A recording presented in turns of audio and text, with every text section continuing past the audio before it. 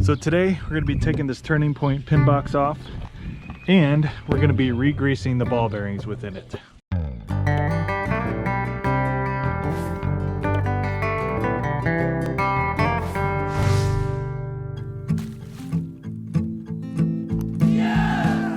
So I actually contacted Lippert Components to see if they could give me a step-by-step instructions on how to do this. Apparently they don't have anything like that. I contacted them a couple times and they didn't have anything. I checked online, there's not any videos online doing this. The closest thing I saw was the Reese Revolution hitch, or the Sidewinder hitch, I forget which one it's called.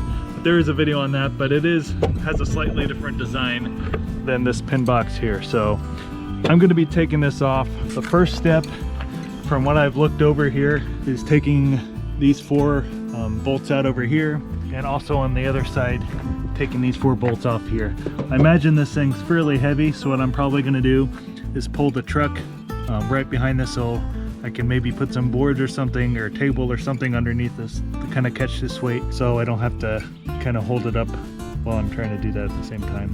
First step is probably loosening these bolts though. We are getting quite a bit of rain later today, so I don't know if I'm going to be able to get this done in a short amount of time, because I have to film this, and filming it takes longer. So this might be over a couple day period of getting this greased. But luckily, since this is underneath the front of the fifth wheel, we shouldn't have to worry about anything getting wet.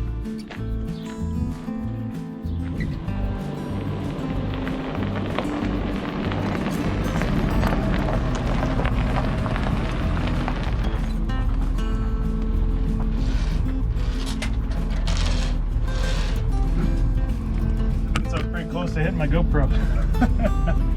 All right, so we got the truck pulled right behind here, so now we only have a little bit of a gap. Might put some boards on here before we actually take this thing off, so we can set it on something. But first step is to at least loosen all these bolts up so we can get these off a little bit easier. There's nothing that it's attached to as far as these wires here, so these shouldn't get in the way. So we should just be able to take it off here and see what we have to work with in here. I literally don't have a diagram or anything. Lippert wasn't very helpful as far as that goes.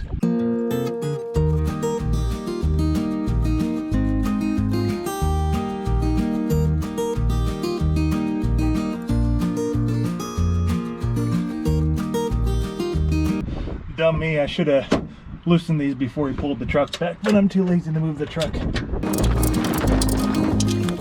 This is definitely a two-person job, so my dad's going to be helping me, but he doesn't want to be filmed, so I got to be strategic.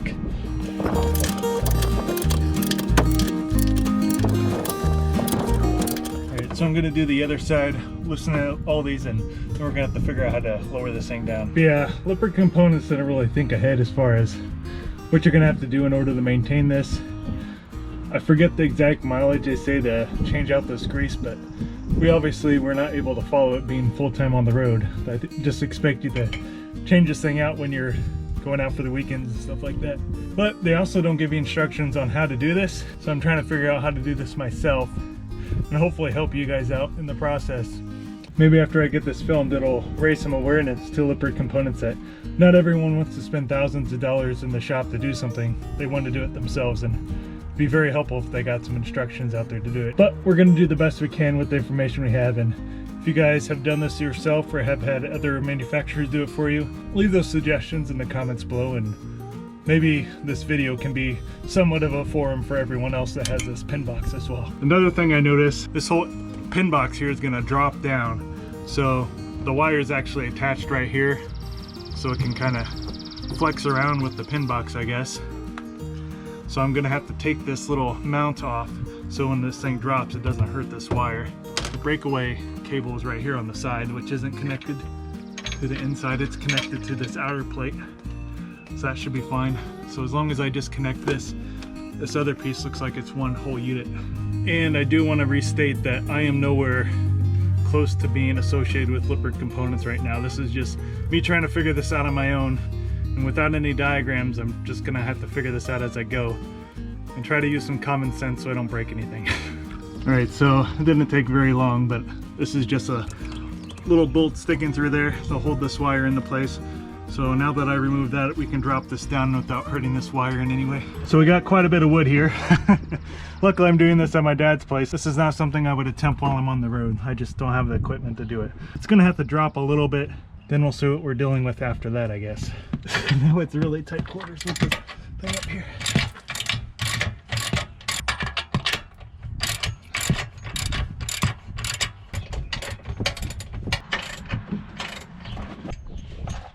One down. Guess maybe I could drop the front first and then drop the back, make it in stages. Anticipation is killing me.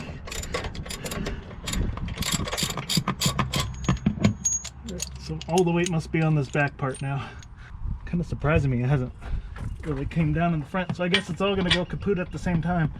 Wonder if I can wedge this under there, then take it out. If you have like a half piece, there's some wedges. When this falls, it doesn't fall as far.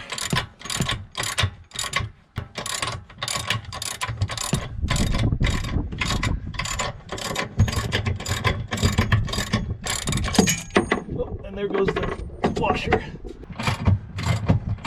There it goes.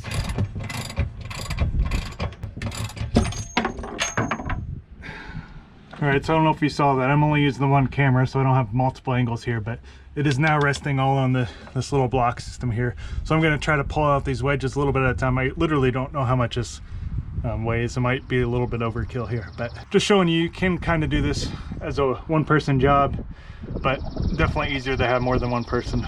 So yeah, in case you're wondering, this is literally all that's in here. It's just a plate that connects to your fifth wheel and of course your electrical. Then your pin box, all of it is right here. This is the part that rotates. There's a cotter pin we're gonna have to take out, and I think then after we unscrew this cap here, we're gonna be able to pull this assembly out and re-grease it. See, I'm really playing against time right here. It's about ready to rain here in Indiana. This is a thick metal for a cotter pin, but we're gonna have to bend this metal back and then unscrew this guy so we can re-grease it. There we go. Look at that.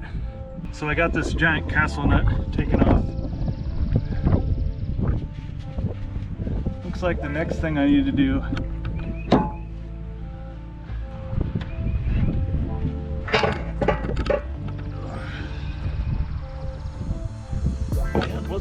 doesn't have a whole lot of grease on there. So this is what it looks like inside. Looks like gotta make sure I do this in order. So good thing I recorded this so I can see how I took it apart. So castle nut, let me put it in order here. This guy. Here are your ball bearings. They actually look fairly well greased right now. But yeah, this whole thing slides out here. Your ball bearings probably just looks like it's just regular automotive grease, so I'll just have to get some of that out. And yeah, that's really all there is to it. It just drops in there. It rotates freely around this cylinder. Definitely want to make sure we don't have any of this stuff falling in here. All right, well, I'll re-grease that and throw this back in here. So originally I thought they were gonna have like white lithium grease or something around here, but it does look like it's just that normal like purple automotive grease. So I'm just gonna get a glove on, put some on my finger and just recoat this thing and drop it back in there. I'll make sure I put a link to the Reese video of how they do it. Obviously, they just kind of wiped it along the bearings themselves just to make sure I have in there. I'm gonna try to pack it in the sides here too, just to make sure everything's nice and greased. Like I said, I'm no expert at this, so maybe you should contact Lippert and put a little bit more pressure on them than I did to see if you can get some more thorough instructions, but I think this should get her done. Some of these are pretty dry though. I can see why you have to repack it every once in a while. So it's pretty much repacked in there, all around the outside and the inside. I'm just gonna drop it back in the cylinder over here. I'm not gonna get it on camera because my hand, unless my dad wants to hold the camera up here. Here we go. Thank you, Dad. Yeah, just tap the screen there. Yeah. So we're just gonna drop this back in place over here. Make sure you get it centered. You can't turn it upside down, it only fits one way. So you just plop it in there. So I just gotta drop this plate back in there. I think Reese actually sells kits to like replace some of these parts, but I don't have that. I'm just gonna slap this right back on there.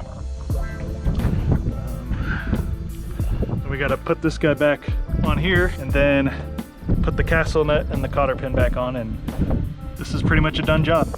So we just put the metal plate back on top, putting our castle nut back on. The pin box wasn't so heavy. This is a pretty easy job. That's pretty heavy. Put that on there. It wasn't super tight before.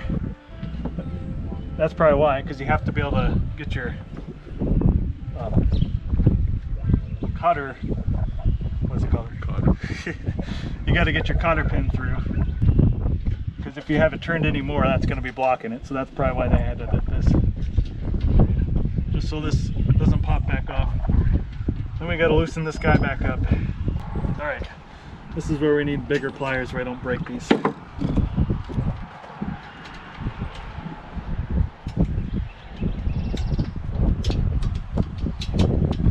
Tightened it a little too much, I think. Gotta get that under there.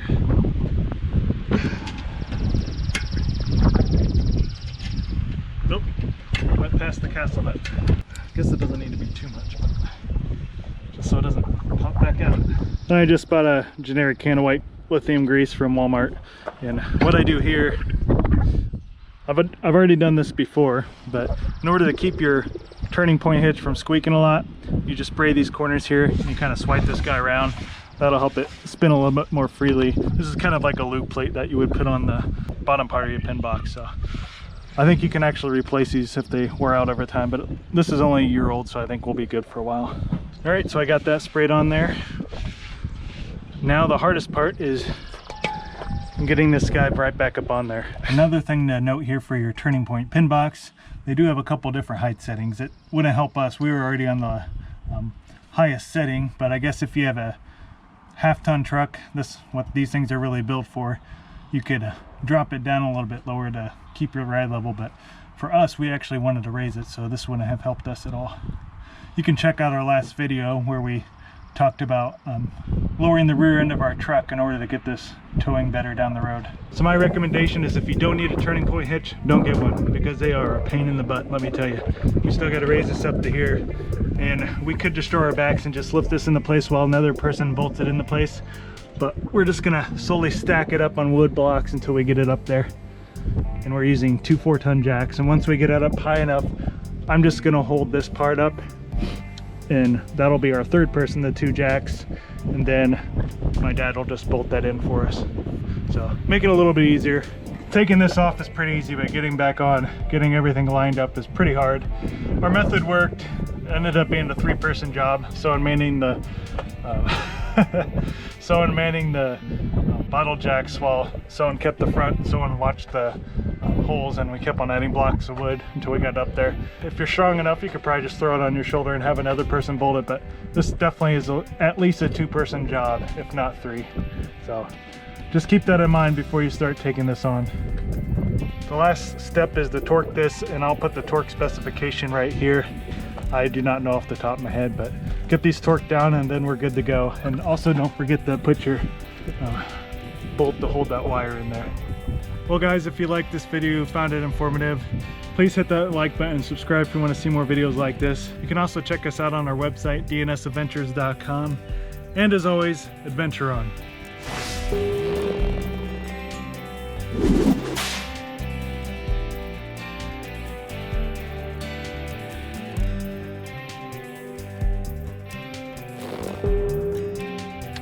Not a huge fan of replacing metal with plastic, but it is what it is.